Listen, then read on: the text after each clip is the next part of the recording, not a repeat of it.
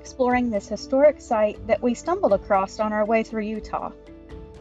Located near Circleville, Utah, this is the home of Robert Leroy Parker, or better known as the infamous outlaw Butch Cassidy.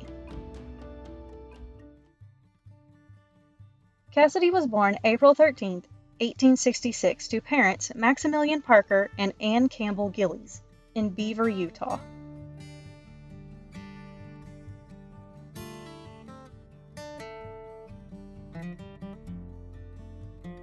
Generally speaking, most outlaws and criminals come from rough childhoods, so it is interesting to know that this was not the case for Cassidy. He was raised in a very loving home and cared deeply for his younger siblings. He was the oldest of 13 children and took pride in helping provide for the family. Even as young as 13, Cassidy would help watch his younger brothers and sisters. He would do this by inventing new games and giving them pony rides to occupy their time. He was not one to go seek out trouble or cause mischief.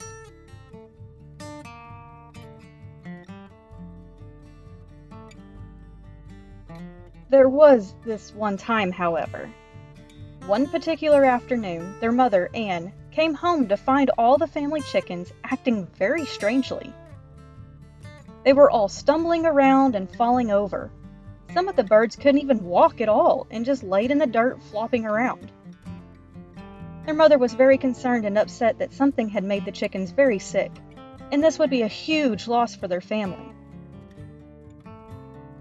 After asking the kids for quite some time what was wrong and if they had any idea of what could have happened to the poor chickens, the truth finally surfaced.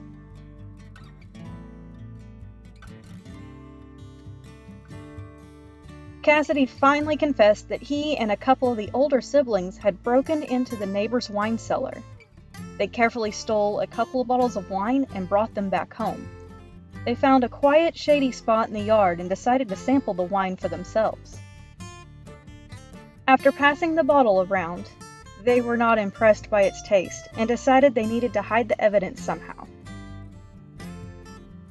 Instead of pouring the wine out for fear of it being discovered, they proceeded to mix it into the chickens' rations for the day, and then they hid the wine bottles.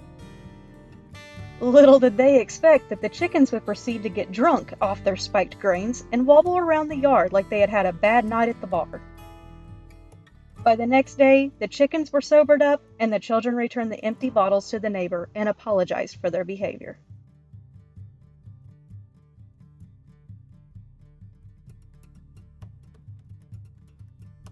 Fred Hayes is the man responsible for finding the funds for this impressive historic site to be preserved.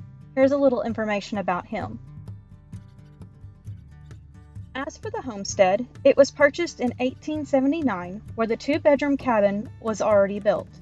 As the family grew, Cassidy's dad, Maxie, added onto the cabin to accommodate the growing family, a kitchen to the east side and 2 bedrooms on the south side.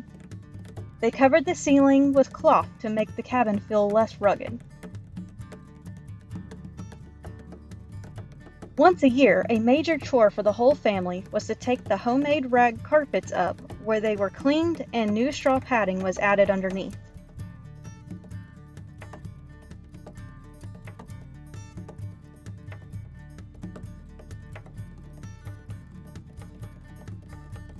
There are also a few farming implements on the homestead. This first one is a motorized plow. This would have replaced a horse-drawn plow and one of the biggest advancements in farming technology.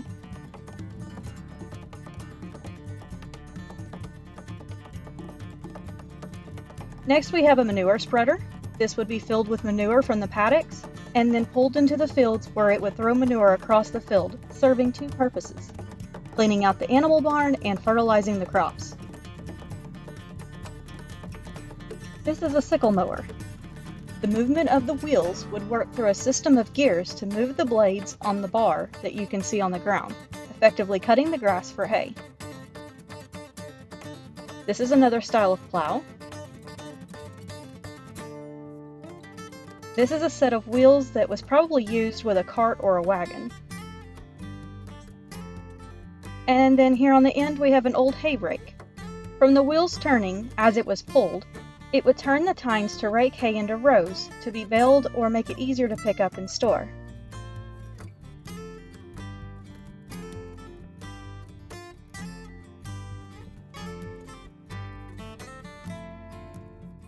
Here's a few more informational signs, so feel free to pause and read them if you wish. Cassidy grew up in a very religious household, with his grandparents being Mormon pioneers. As he got older, however, he found himself making any excuse he could not to follow them to church. He found work from people in town that he could do instead of going to church, and this eventually led him to fall into the wrong crowd and become the outlaw we know today. His first recorded crime was minor, but it also speaks of his kind nature. Around 1880, he traveled to a nearby town in search of a new pair of jeans. After arriving at the shop, he found that it was closed and would be for a couple of days. Instead of coming back later, Cassidy decided to break into the shop and take the pair of jeans he needed and some pie to snack on the way home. Despite this, he left the owners an IOU, promising to pay for the items and any damages the next time he was passing through. The storekeeper, however, was not impressed, and called the sheriff right away. Cassidy was acquitted of all charges, but it left him with a bad reputation. Most notably, his crimes involved bank and train robberies, as well as horse theft and cattle rustling.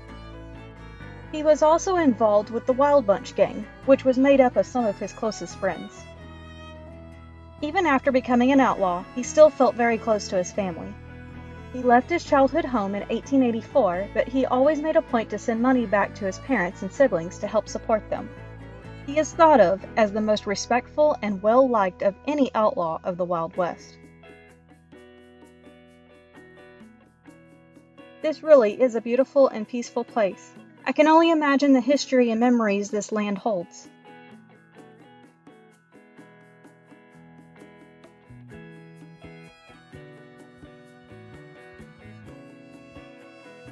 Thank you for joining us today as we explored Butch Cassidy's childhood home. I hope you enjoyed, and on to the next adventure.